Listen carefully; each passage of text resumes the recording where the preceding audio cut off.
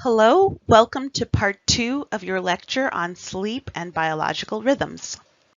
In part one, we discussed the stages of sleep, brain activity in the 5 stages and the levels of neuromodulators or neurochemicals in each stage.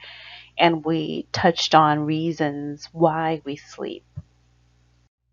Today, we're going to talk about circadian rhythms and Zeitgebers, which are external timekeepers, and wrap up with a discussion of disorders of sleep. Before we begin, allow me to suggest to you the significance of sleep in the context of our hierarchy of needs. So Abraham Maslow is this famous motivation psychologist, social psychologist, who was a humanist and develop this hierarchy of needs, ranging from the foundational physiological up to safety, up to love, belonging, self-esteem, and self-actualization needs.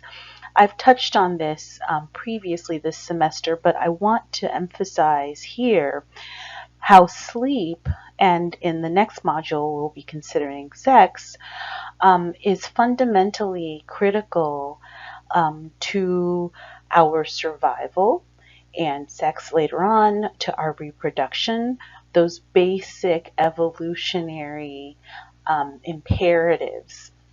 So it's impossible not to sleep when you consider, or unhealthy not to sleep, or unproductive not to sleep when you consider where it lies in the context of this hierarchy of needs. So sleep and wakefulness are two sides of the equation when it comes to animal behavior. Together, we describe the two as the activity pattern of an animal. Animals have activity patterns that are, in many respects, like our own. In the case of diurnal animals that are active during the daylight hours and sleep at night. And then there are other animals that are very different. Crepuscular animals are active at dawn and dusk.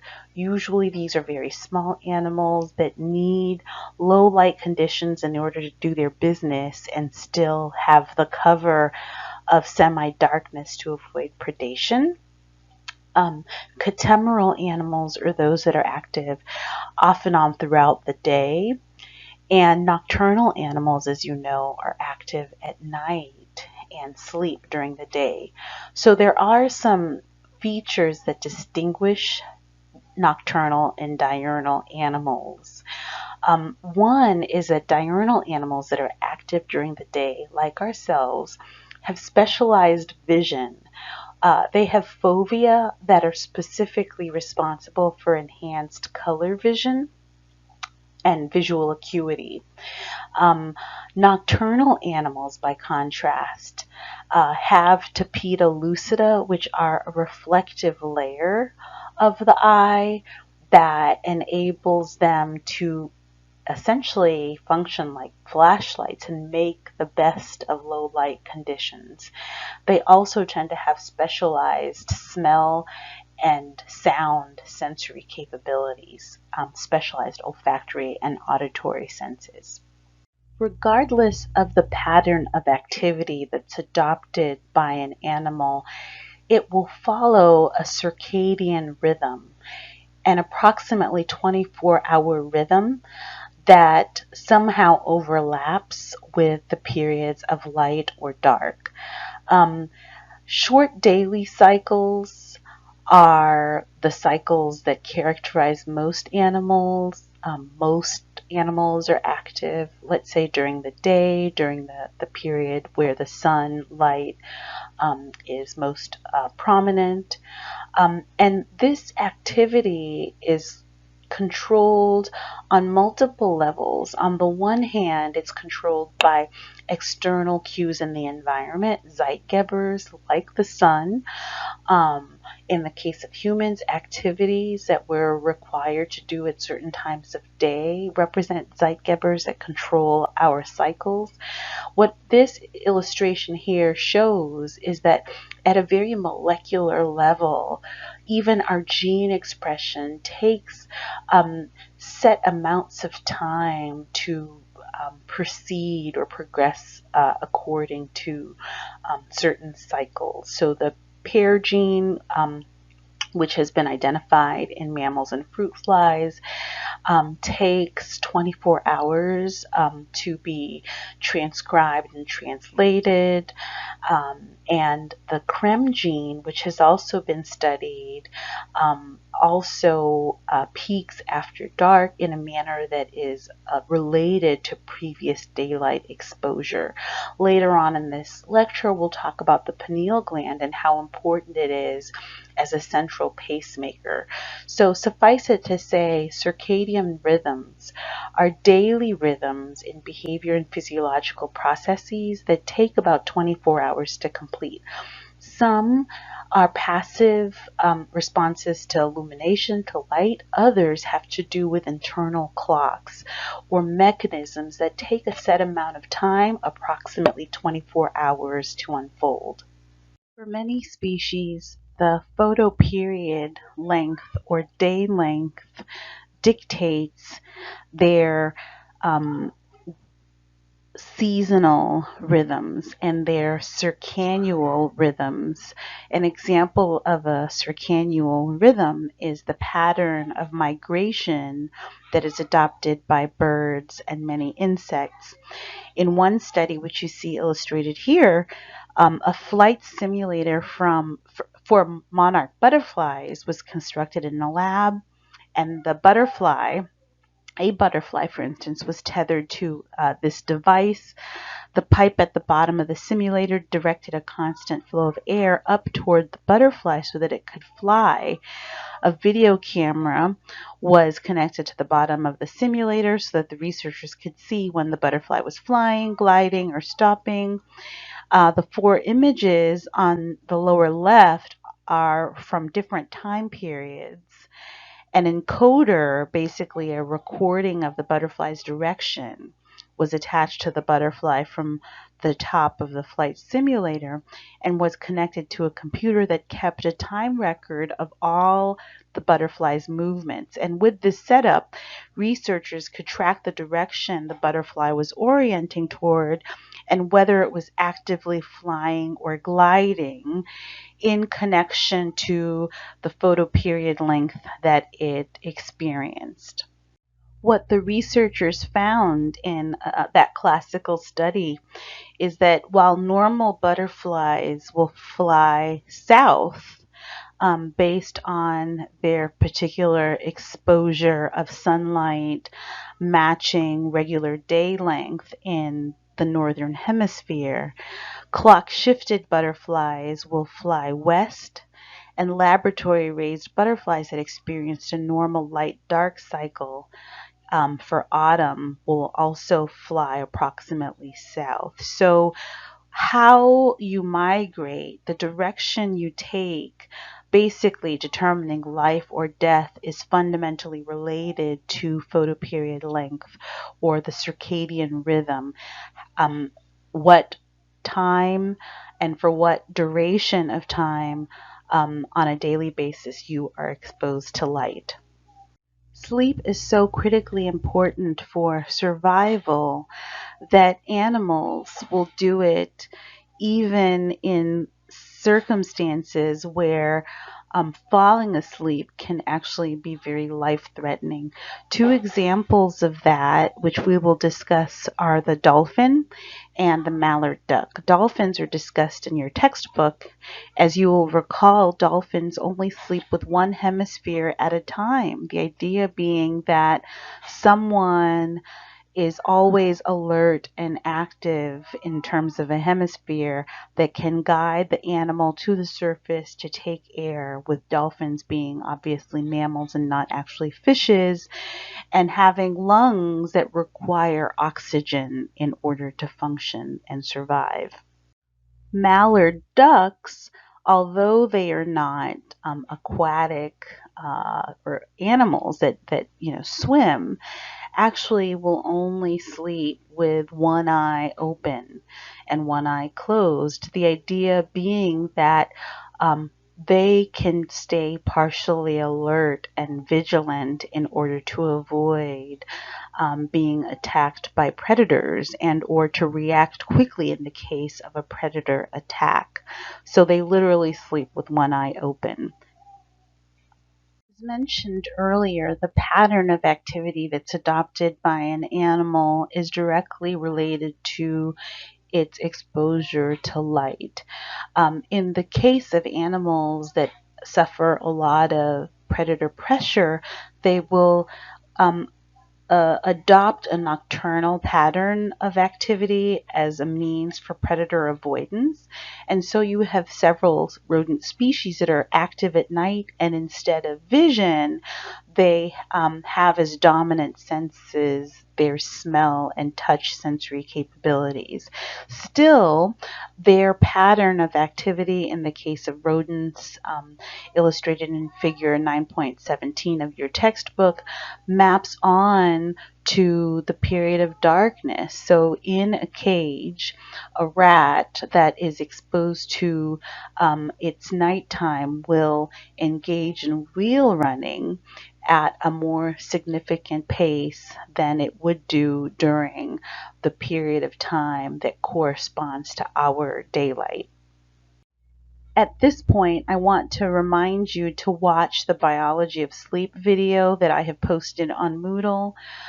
This video is important because it illustrates how the internal clock that directs our physiological and behavioral processes over approximately 24 hours uses certain Zeitgebers or time givers. Light is an important Zeitgeber, and sunlight coordinates our pattern of activity, our behavior with, the diurnal rhythm, the diurnal sort of lifestyle. There are other things that coordinate or synchronize our endogenous rhythm, and they include meal times, schedules for work and school, for instance. But in the absence of these external Zeitgebers, we still adopt a free-running circadian rhythm that is approximately 24 hours. And that free-running rhythm is not only evident in terms of our period of activity throughout the day and night, when we're sleeping and when we're awake, but also in terms of biological processes like when certain hormones are released, our body temperature, our levels of fatigue, our secretion of melatonin, neurotransmitters that are and neuromodulators that are associated with sleep are all coordinated over the course of this free running 24-hour cycle, even without Zeitgebers to synchronize our activities with the patterns of daylight. Although we were not able to discuss vision in much detail this semester, I do want to go over some important aspects of the visual system as this relates to the regulation of sleep and biological rhythms. So it won't surprise you, even from our early chapters, that we covered, that the eye captures visual information in the form of shapes and colors and movement, but also, and especially in keeping with our current topic, the light also captures visual information about light, and everything we see is really communicated to the brain through light, information that's carried in the way of light. So visual information in terms of light is converted into information that can be transmitted to the brain through the optic nerve, which is the only sensory system that projects directly to the brain without going through the medulla, you'll remember. The optic nerve crosses at the optic chiasm, where information captured in the right eye, for instance, is transmitted to the left hemisphere. The optic nerve terminates in the lateral geniculate nucleus, which is a sensory relay area in the thalamus. You'll remember in your reading when there was discussion of that congenital sleep disorder that leads to insomnia that is deadly, that people who suffer from that disorder experience deterioration of the thalamus. So the thalamus is the relay center for visual imagery as well to the primary visual cortex, which is located in the back of the brain. The retinohypothalamic pathway is connected to the suprachiasmatic nucleus, and that's how information about light and day hitting the eye and the retina ultimately gets transmitted to the suprachiasmatic nucleus of the hypothalamus, and thereby regulating some of our actions in terms of the pattern of activity. So this illustration is a lateral view, as you will recall, shows how these signals are projected from the retina to the suprachiasmatic nucleus in the hypothalamus, which is the sort of biological clock, or as it's labeled here, a circadian oscillator. As you have probably gathered from its name, the suprachiasmatic nucleus is, which is right here, is right above the optic chiasm. And so the optic chiasm is in yellow. The suprachiasmatic nucleus is the dark nucleus immediately above that. It is important in that it helps, well, it is the nature of the clock, right? So circadian rhythms in the SCN or suprachiasmatic nucleus are produced as proteins are expressed. Proteins in many instances that take a certain amount of time to be transcribed and translated and thereby enact certain important functions of the brain. I want to briefly touch on this idea of a flip-flop mechanism for sleep and waking. So there are a couple of different hypotheses about what triggers awakeness or wakefulness and what triggers sleep in terms of the neurochemical cascade of events unfolding along that pathway that I just described, culminating in the circadian rhythm. So we know that the SCN, the suprachiasmatic nucleus, controls sleep and waking. Generally speaking, efferent axons of the suprachiasmatic nucleus terminate in the subparaventricular zone, SPZ, which you see illustrated here. Projections to the ventrolateral preoptic area are inhibitory, and so they inhibit sleep, meaning that they keep you awake. Projections to the orexinergic neurons are excitatory and will also promote wakefulness. So the suprachiasmatic nucleus can also control rhythms by secreting chemicals that diffuse throughout the brain. And this flip-flop illustration is an example of the kinds of physiological arousal that can lead to increases in neurotransmitters that are associated with wakefulness. Just remember that the preoptic area suppresses the activity of arousal neurons, and that the majority of sleep neurons are in the ventrolateral preoptic area, and the activity of sleep neurons in the ventrolateral preoptic area increases during sleep.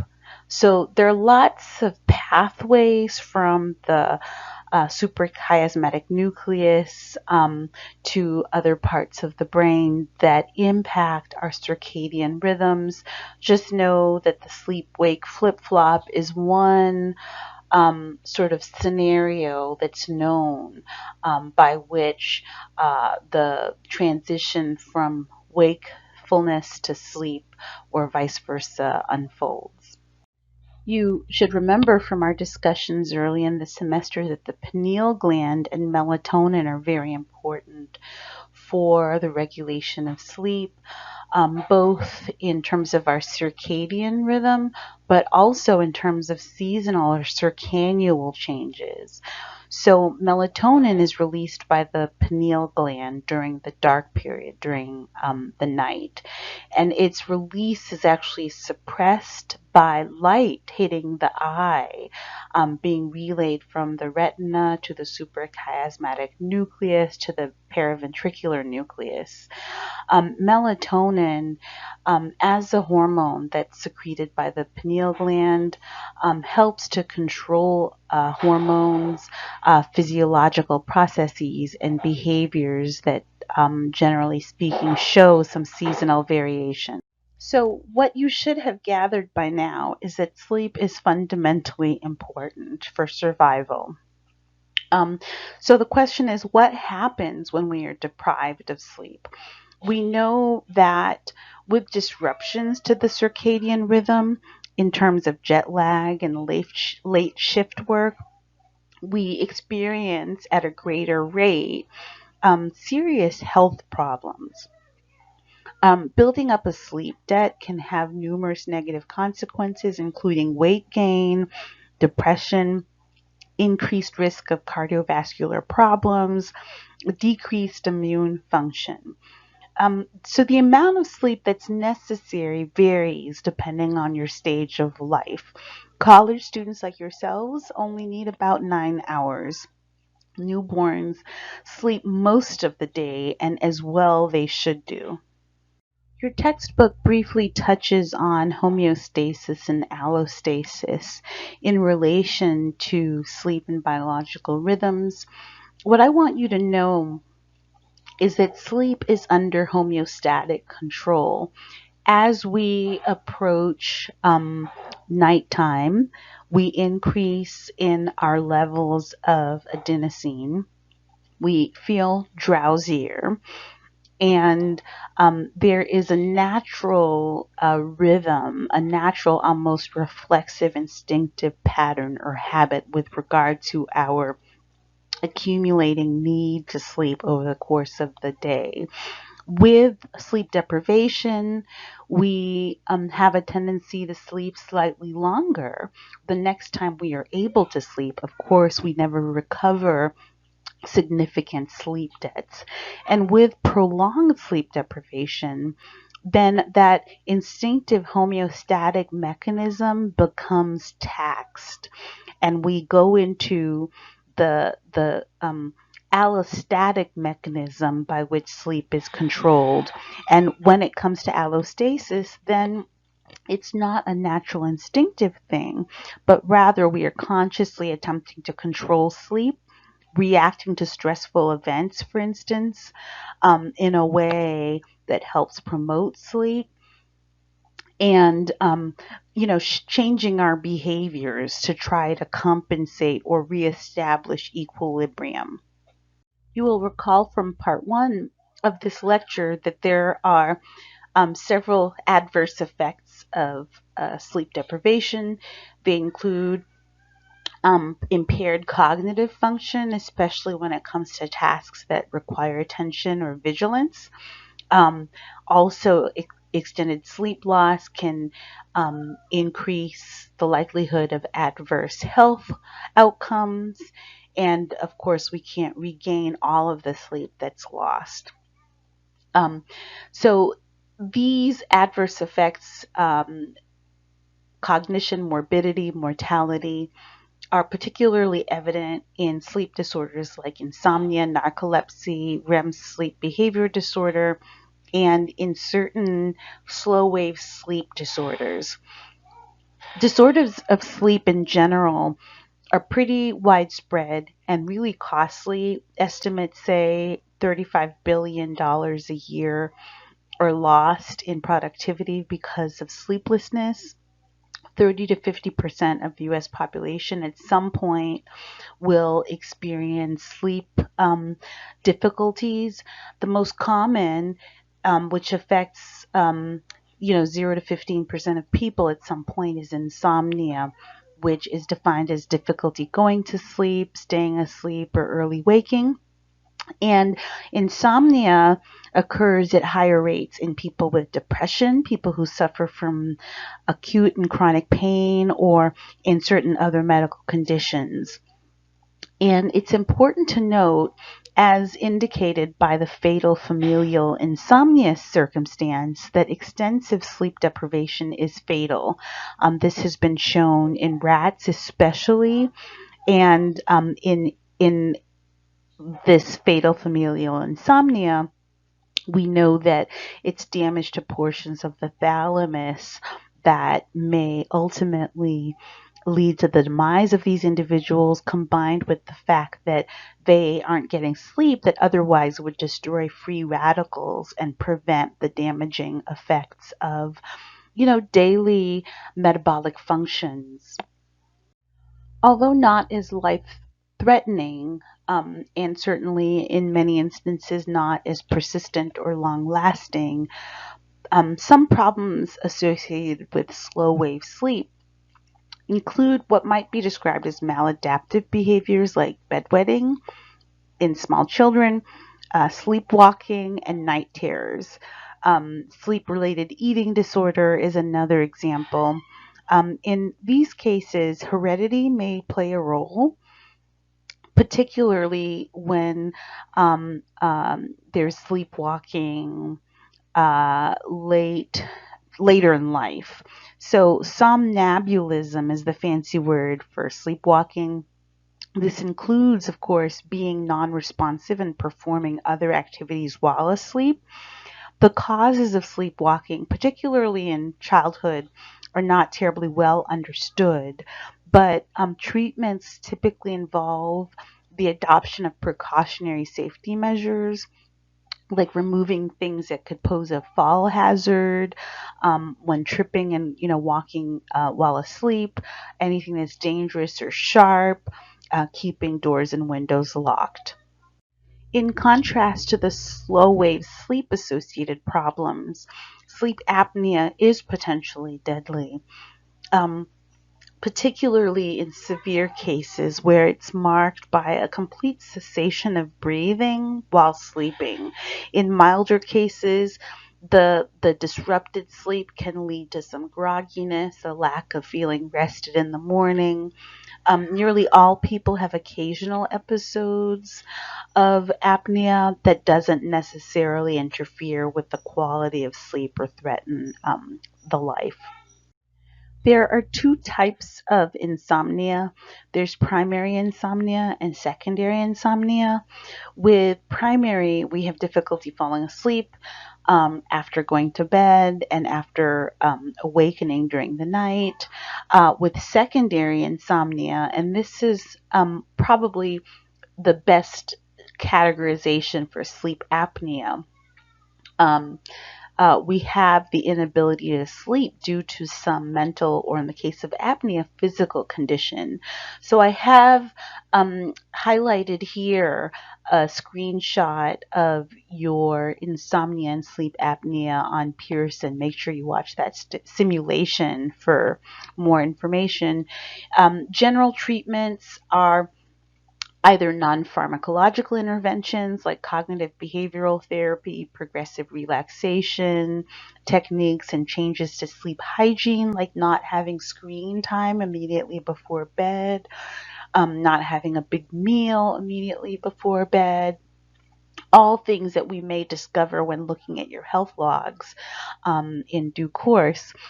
Another treatment is pharmacological intervention, so using drugs that are hypnotics, benzodiazepines, or antihistamines like Benadryl over the counter can help people deal with insomnia. Of course, with drugs, chronic use can lead to tolerance and rebound insomnia.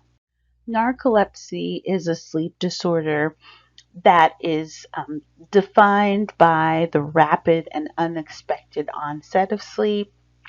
People who are narcoleptic can sometimes experience cataplexy, which is muscle weakness or temporary paralysis that can be precipitated by strong emotional reactions or sudden physical effort. Um, there is a notion that the lack of orexin production is connected to narcolepsy.